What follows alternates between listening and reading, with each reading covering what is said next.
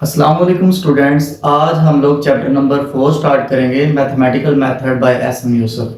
Chapter number 4 है system of linear equations. सबसे पहले लीनियर इक्वेशन हमारे पास क्या होती है, हमने ये पढ़ा कि जिसमें वेरिएबल की डिग्री जो है वो हमारे पास अगर 1 हो तो वो हमारे पास क्या है, लीनियर इक्वेशन होती है। तो अब हम सिस्टम ऑफ लीनियर इक्वेशंस से फिर मैट्रिसेस में जाएंगे। तो उसके लिए हमने ये जनरल इक्वेशन लिखी, an equation of the form a1 x1 plus a2 x2 plus a3 x3 plus so on an xn is equal to b। ठीक है, अब देखें ये जो x है इसकी पावर जो है, ये इसका जो एक्सपोनेंट है वो हमारे पास क्या है, 1 है। तो ये हमारे पास क्या होगी, लीनियर इक्वेशन होगी। Is called linear equation in the variables, और ये हमारे पास वेरिएबल्स होंगे x1 x2 and so on xn। और ये जो हमारे पास ये जो कांस्टेंट्स हैं a1 a2 a3 a so on an, तो ये हमारे पास क्या होंगे, रियल नंबर्स होंगे, राइट। और ai लिखा हुआ है i1 से n, मतलब ये a1 a2 a3 and so on an, ठीक है। और b जो है ये भी आपका रियल नंबर होगा। इसके बाद सिस्टम ऑफ लीनियर इक्वेशंस क्या है, the collection of several linear equations. हमारे पास जो एक लीनियर इक्वेशंस है, सेवरल लीनियर इक्वेशंस की जो कलेक्शन होगी is called system of linear equation, ठीक है। अच्छा, कंसीडर एम लीनियर इक्वेशन। हमारे पास linear equations M linear equations है 1 2 3 4 5 6 7 8 एंड सो ऑन m, यानी कि इस तरफ हमारे पास एम लीनियर इक्वेशंस आएंगे, क्योंकि ये हम रो वाइज लिखते होते हैं ना। तो ये आप देखिएगा, हम जब भी मैट्रिक्स की एंट्री लिखते हैं 1 1 a1 2 a1 3, उसी हिसाब से आपने ये स्केलर्स ले लेने हैं। ये जो हमारे पास कांस्टेंट्स होते हैं, तो ये हमारे पास क्या है, a11 x1 plus a12 x2 plus और a1n xn, ठीक है। इन स्केलर्स को उस हिसाब से लेना है कि जो हम मैट्रिक्स जब लिखते हैं उसमें जिस तरह एंट्रीज को लेते हैं, वो हमारे पास आगे इसको एक्सप्लेन करना ज़्यादा इजी होगा। वैसे आप a b c भी ले सकते हो, वो आपकी मर्जी है। अच्छा, a21 x1 plus a22 x2 plus on a2n xn। अब देखें ये क्या शो कर रहा है, हमारे पास कितने जो हमारे पास इक्वेशंस हैं, ये सेकंड इक्वेशन है हमारे पास, इसी तरह थर्ड आ जाएगी and so on m equation आ रही है, ठीक है। am1 मतलब ये फर्स्ट कॉलम को शो कर रहा होता है जब हम मैट्रिक्स में लिखेंगे, फिर am2, फिर x2 plus so on amn xn। इसी तरह आप देखें इस हॉरिजॉन्टली हमने क्या इसको नाम दिया m का, तो फिर उसी हिसाब से यहाँ पे b के साथ भी m आ जाएगा। और ये जो आपके पास x1 x2 xn, ये हमारे पास अननाउन वेरिएबल्स होते हैं, ठीक है। और जो हमारे पास ये जो स्केलर्स हैं, ये जो कांस्टेंट्स हैं, ये हमारे पास क्या होते हैं, स्केलर्स होते हैं। अच्छा, अब इसको हम मैट्रिक्स नोटेशन में अगर लिखें तो हम मैट्रिक्स में किस तरह लिखेंगे, ax is equal to b। अब a मैट्रिक्स जो बनेगा वो हमारे पास क्या होता है, कोफिशिएंट्स ऑफ अननोन वेरिएबल्स, ठीक है। ये हमारे पास matrix of coefficients of unknown variables, वो मैट्रिक्स हमारे पास a होता है। अब देखें x1 का कोफिशिएंट a11 है, x2 का कोफिशिएंट a12 है, ठीक है। उसी हिसाब से हमने लिख लिया। फिर a21 a22 and so on a2n, फिर इसी तरह am1 am2 and so on amn। तो ये हमारे पास क्या आ जाएगा, मैट्रिक्स A आ जाएगा। और जो x होता है वो अननोन वेरिएबल्स का मैट्रिक्स होता है, x1 x2 and so on xn। और जो B है वो हमारे पास जो अलग से कांस्टेंट्स पड़े होते हैं, वो उनका मैट्रिक्स होता है, इक्वल के बाद होते हैं b1 b2 and so on bn। ये हमारे पास है मैट्रिक्स नोटेशन इसकी। मतलब अगर सिस्टम ऑफ लीनियर इक्वेशंस हो, उससे a मैट्रिक्स लिखना चाहेंगे तो ये लिखा जाएगा, x लिखना चाहेंगे तो ये लिखा जाएगा, और b लिखना चाहेंगे तो ये मैट्रिक्स लिखा जाएगा इस सिस्टम ऑफ लीनियर इक्वेशंस को देखते हुए। अच्छा, इसके बाद है ऑगमेंटेड मैट्रिक्स। क्या होता है स्टूडेंट्स, ऑगमेंटेड मैट्रिक्स को हम डिनोट करते हैं इस सिंबल से भी, और इससे भी डिनोट करते हैं, ab is equal to matrix सारा A ही होगा आपके साथ। ये आपने एक वर्टिकल लाइन ड्रा करनी है, और ये जो B मैट्रिक्स है इसको भी यहाँ पे इसी मैट्रिक्स के अंदर एडजस्ट करना है, ठीक हो गया। अगर ऐसा करते हैं तो उस मैट्रिक्स को हम क्या नाम देते हैं, ऑगमेंटेड मैट्रिक्स का नाम देते हैं। क्लियर होगी बात। अच्छा, अब नॉन होमोजेनियस लीनियर इक्वेशंस क्या होती हैं। ये आपके पास सिस्टम ऑफ लीनियर इक्वेशंस है, अगर ये b1 b2 and so on bm ये सारे के सारे जीरो ना हो तो हमारे पास ये नॉन होमोजेनियस लीनियर इक्वेशन होगी। मतलब देखिएगा क्या कह रहा है, अगर b आपका जीरो ना हो, मतलब ये जो मैट्रिक्स है ये आपका जीरो मैट्रिक्स नहीं होना चाहिए। ये अगर जीरो ना हो तो सिस्टम ऑफ लीनियर इक्वेशन, ये सारी की सारी जो लीनियर इक्वेशन है ये हमारे पास क्या होगी, नॉन होमोजेनियस लीनियर इक्वेशन होगी। अच्छा सपोज कर ले अगर ये बी सारा जीरो हो जाए, यहाँ पे जीरो यहाँ पे जीरो, सारी एंट्री जीरो आ जाए, ये जीरो मैट्रिक्स आ जाए, तो अगर बी आपका जीरो हो जाए तो यही सिस्टम ऑफ लीनियर इक्वेशंस जो है ये हमारे पास होमोजेनियस लीनियर इक्वेशंस कहलाएंगे। क्लियर होगी बात। अब नेक्स्ट क्वेश्चन में रैंक की जरूरत पड़ेगी। रैंक ऑफ मैट्रिक्स क्या होता है, हमारे पास एक नॉन जीरो मैट्रिक्स होगा, उसमें number of non zero rows in echelon और रिड्यूस एचलन फॉर्म। एचलन पढ़ लें या एक्लन पढ़ लें, एचलन फॉर्म जो है, रिड्यूस्ड एचलन फॉर्म हम चैप्टर 3 में पढ़ चुके हैं। तो एचलन फॉर्म और रिड्यूस्ड एचलन फॉर्म में नंबर ऑफ नॉन जीरो रोज जो होगा वो रैंक ऑफ मैट्रिक्स होगा। रैंक के बारे में भी वहां पे डिस्कस किया था। अच्छा अब इसके बाद जो हमारे क्वेश्चन से रिलेटेड जो रिजल्ट्स हमें यूज करने पड़ेंगे उसके लिए ये है कि अगर आपके पास rank of A is equal to rank of A B, मतलब यहां तक अगर आप रैंक चेक करेंगे, ये B1 B2 BM को छोड़ के, ये रैंक कंसीडर होगा ए का क्योंकि ये ए मैट्रिक्स है। अब उसके बाद अगर हम इसको भी साथ इंक्लूड कर लें तो वो फिर रैंक कंसीडर होगा ए बी का, मतलब ऑगमेंटेड मैट्रिक्स का। और आपके पास अननोन वेरिएबल्स जो हैं, जो आपके पास यहाँ पे x1 है, x2 है, x3 है, xn है, ठीक है, तो ये अननोन वेरिएबल्स हैं। इनके नंबर्स ऑफ अननोन वेरिएबल्स लिख लें आप, ठीक है, नंबर उनकी जो तादाद होगी, नंबर्स ऑफ अननोन वेरिएबल्स। अगर ए का रैंक, ए बी का रैंक और नंबर ऑफ अननोन वेरिएबल्स सारे इक्वल आ जाए तो सिस्टम कंसिस्टेंट होगा। जब सिस्टम कंसिस्टेंट होगा इसका मतलब है कि सिस्टम जो है उसका कोई ना कोई सॉल्यूशन जरूर होगा। अब ये सिस्टम क्या है, कंसिस्टेंट है, it's mean and has unique solutions, और इसके जो सॉल्यूशंस होंगे वो यूनिक होंगे। ठीक है, कोई भी सॉल्यूशन किसी थर्ड वेरिएबल की फॉर्म में नहीं आएगा, सेकंड वेरिएबल की फॉर्म में नहीं आएगा। अच्छा, अगर आपके पास rank of A is equal to rank of A भी आ जाए और लेस देन आ जाए आपके पास नंबर ऑफ अननोन वेरिएबल्स, अगर आपके पास नंबर ऑफ अननोन वेरिएबल्स जो है वो आपके पास ज्यादा हो, ए बी का भी रैंक और ए का रैंक ये दोनों इक्वल तो हो, लेकिन इन दोनों का जो रैंक है वो अननोन वेरिएबल से कम हो। फर्ज कर ले यहाँ पे अननोन वेरिएबल्स कितने हैं आपके पास, 1 2 3 4 so on n unknown variables हैं, तो आपके पास रैंक जो हो वो n ना हो, n से कम हो, मतलब इसका रैंक n-1 आ सकता है, इसका भी n-1 आ सकता है, या n-2 आ सकता है, इसका भी n-2 आ सकता है। तो फिर स्टूडेंट आपका सिस्टम जो है वो कंसिस्टेंट होगा and has many infinite solutions. अब वो कंसिस्टेंट तो होगा लेकिन उसके इनफाइनाइट सॉल्यूशंस आएंगे। मतलब फर्ज कर लें x1 जो है वो इन टर्म ऑफ x5 आ जाएगा, तो वो जो x5 है उसमें हम कुछ भी, क्योंकि वो वेरिएबल है, उसमें कुछ भी वैल्यू पुट करके तो हम इनफिनिट सॉल्यूशंस जो है वो बना सकते हैं वहां पे।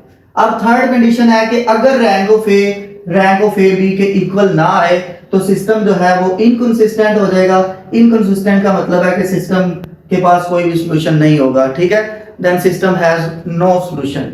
अब हम एक्सरसाइज की तरफ चलते हैं। क्वेश्चन नंबर 1 है, solve the system of linear equations the field of scalars being R और 2x1 plus x3 is equal to 1।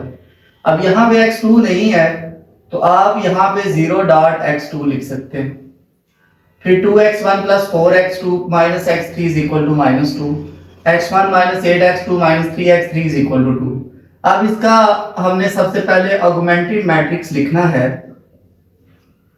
The augmented matrix is, वो आपके पास क्या होगा,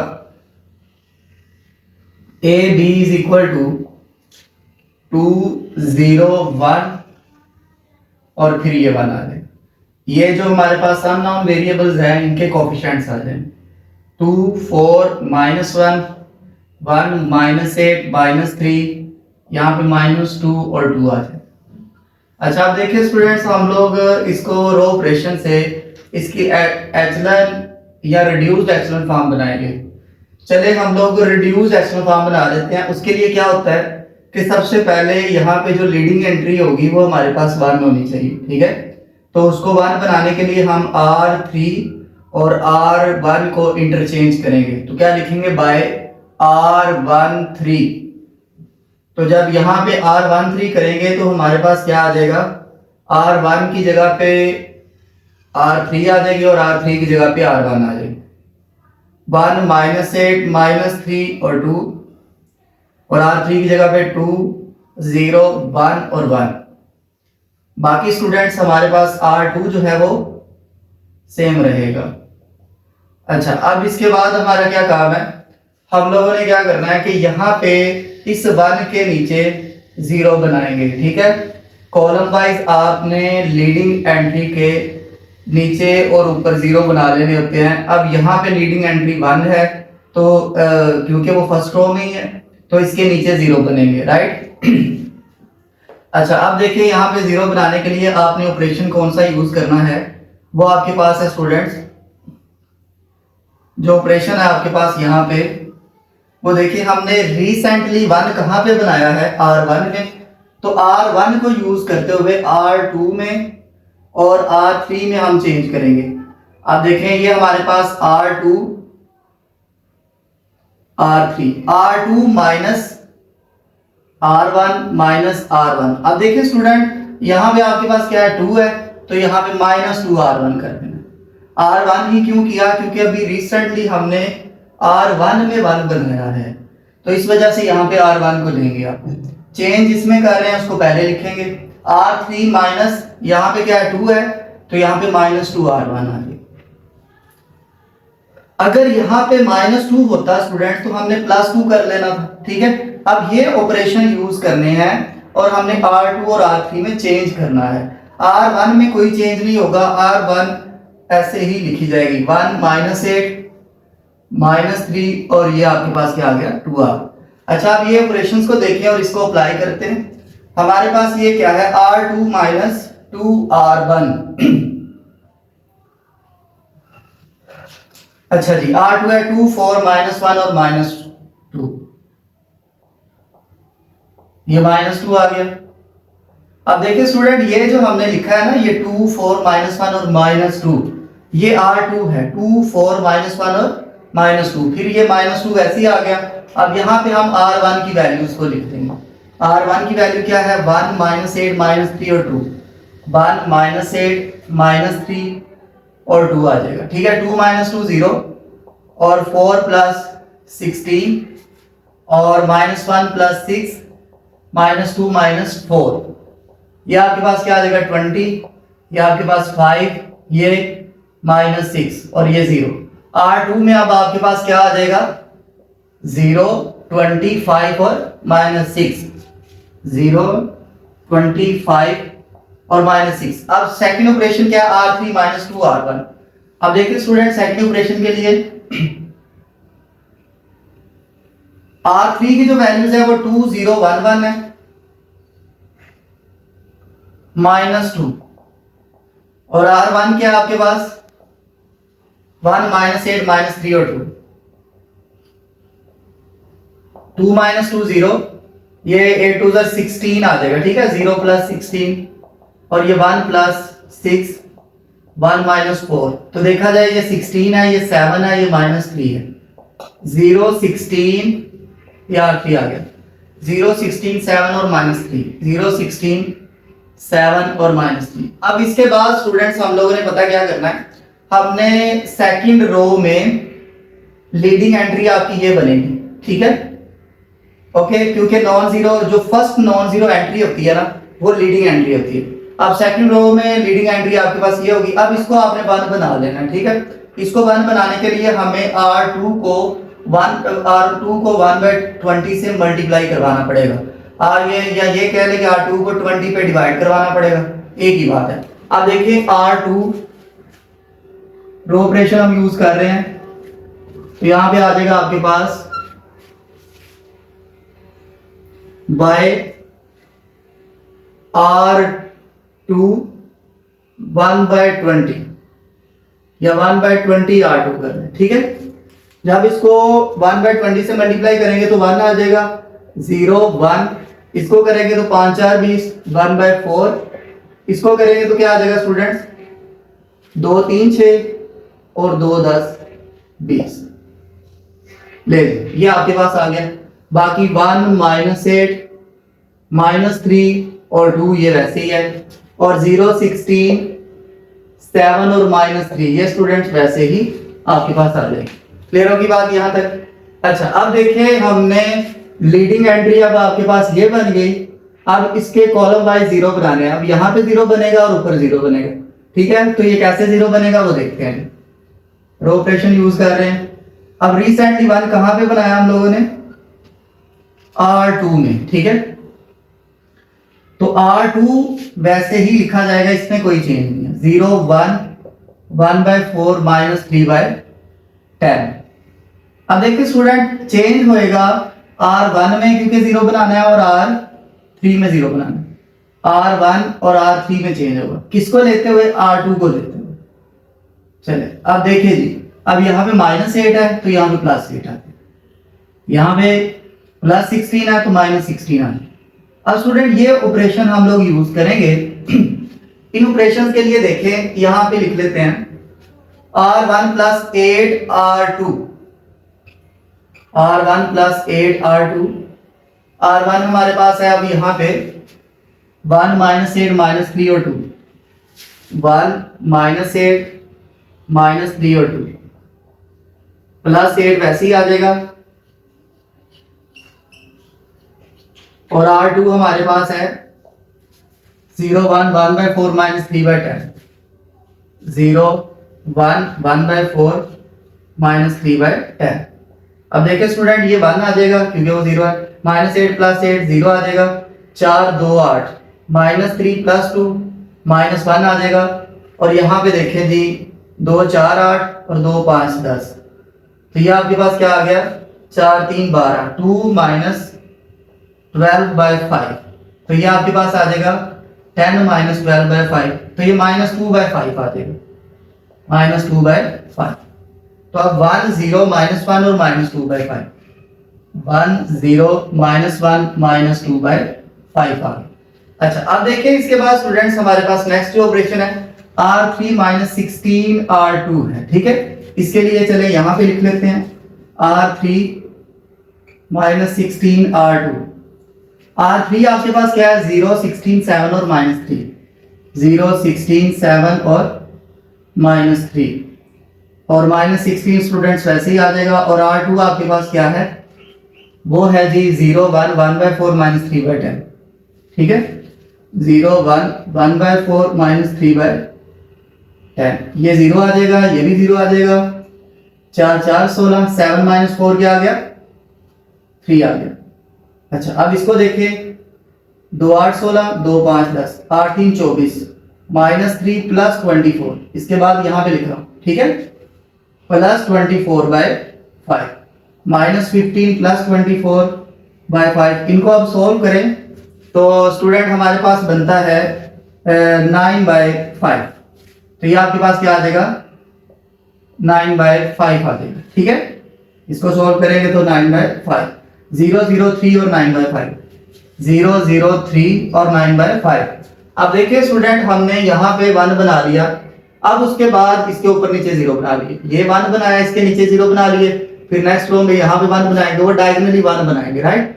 उसके ऊपर नीचे 0 बना ले। अब यहाँ पे 1 बनाना चाह रहे हैं हम लोग, तो यहाँ पे 1 कैसे बनेगा? अगर मैं इसको 3 पे डिवाइड करवा दूं, R3 को 1/3 से मल्टीप्लाई करवा दे आप लोग स्टूडेंट, तो यहाँ पे आपके पास फिर क्या आ जाएगा? बाय 1/3 R3, 1/3 R3 आ जाएगा आपके पास। तो ये क्या होगा स्टूडेंट्स? देखिएगा R3 में सिर्फ चेंज होगा 0 0 1। जब 3 पे डिवाइड करवाएंगे इसको, या 1/3 से मल्टीप्लाई करवाएंगे, 3 3 9, तो ये 3/5 आ जाए। क्लियर होगी बात? आप अलग से रफ में चेक कर ले, 9/5 मल्टीप्लाई बाय 1/3, तो यही आएगा, राइट? 0 1 1/4 -3/10, और यहाँ पे क्या है? 1 0 -1 -2/5। अच्छा, आप देखिए स्टूडेंट, इसके बाद हमने क्या करना है? यहाँ पे 1 बन चुका है, डायगोनली 1 बनाना है, उनके ऊपर नीचे 0 बनाने। अब इसके नीचे तो कुछ नहीं है, ऊपर 0 बनाएंगे यहाँ पे, राइट? तो यहाँ पे 0 कैसे बनेंगे वो देखिएगा।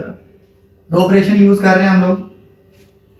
अब देखिए स्टूडेंट, हमने चेंज करना है R1 में और R2 में। रिसेंटली 1 कहाँ पे बना है? R3 में। R3 को यूज करते हुए हमने R1 में और R2 में चेंज करना है। जिनमें चेंज करना है उनको पहले जहां पे 1 बनाया उसको बाद में। अब देखते हैं यहाँ पे -1 है तो आपने +1 कर दिया, यहाँ पे +1/4 है तो आपने -1/4 कर दिया। ठीक होगी बात। अच्छा अब देखें, इसके लिए हम चेक कर लेते हैं कि क्या बनता है। इसके लिए देखिए स्टूडेंट्स, आपके पास क्या है, R1 + R3, ये तो सिंपल हो जाएगा। 1 + 0 1, 0 + 0 0, -1 + 1 0, -2/5 + 3/5 1/5। ठीक है ना, 2 3 - 2 1 आ जाएगा 1/5। अच्छा अब R2 - 1/4 R3, चले वो देख लेते हैं। R3 में कोई चेंज नहीं होगा, पहले तो वो लिख लेते हैं। चले देखें, R2 - 1/4 R3, R2 - 1/4 R3। What is R2 here? R2 is 0 1 1/4, 0 1 1/4 -3/10। ले देखते हैं स्टूडेंट, ये R2 हमने लिख लिया। अब -1/4 इंटू R3 क्या आपके पास, 0 0 1 और 3/5, 0 0 1 और 3/5। अब देखिए यहाँ पे 0 आ जाएगा, यहाँ पे आपके पास क्या आ जाएगा, R2 में यहाँ पे क्या है आपके पास, R2 में क्या है, 0 1 1/4 1। ठीक है, तो ये आपके पास क्या आ जाएगा 1, इसको सब्ट्रैक्ट करेंगे तो 0, इसको सिंप्लीफाई कर ले यार, ये आपके पास क्या बनेगा, देखिए -3/10 -3/20। अब देखिए एलसीएम लेंगे, 20 एलसीएम आ जाएगा, तो -10 2 * 20 2 3 * 6 -3, तो ये -9/20 आ जाएगा, -9/20 आ जाएगा यहाँ। बाकी देखिए स्टूडेंट, ये तो आ गया आपके पास इतना -9/20, ये क्या है 0 1 0 1 0। अब देखिए ये वो फॉर्म बन चुकी है, रिड्यूस्ड एचेलॉन फॉर्म बन चुकी है। क्लियर होगी बात, सॉरी रिड्यूस की तरफ नहीं, अभी हम रिड्यूस्ड एचेलॉन फॉर्म आपकी यहाँ पे बन चुकी है। अब देखिए, हमने देखना है कि रैंक ऑफ ए क्या है आपके पास। ठीक है, ये इतना मैट्रिक्स जो है वो ए है, तो अब देखिए नॉन जीरो रोज 1 2 3 तक है, तो रैंक ऑफ ए यहाँ पे क्या है, रैंक ऑफ ए वो आपके पास स्टूडेंट 3 है। रैंक ऑफ ए भी क्या है आपके पास, लिखने का, rank of A is equal to rank of A B is equal to number of unknown variables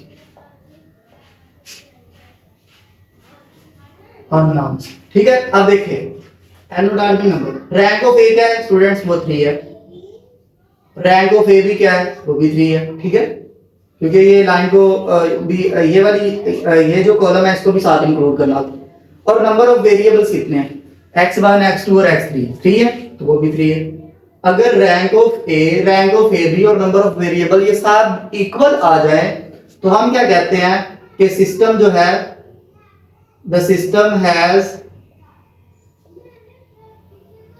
unique solution, the system is consistent and has unique solution। ये वही बात जो अभी आपको बताई। अच्छा आप देखिए, यहां पे x1 का कोएफिशिएंट 1 है ना, तो यहां पे x1 फिर क्या आ जाएगा 1/5, x2 क्या आ जाएगा -9/20 और x3 स्टूडेंट क्या आ जाएगा 3/5 आ जाएगा।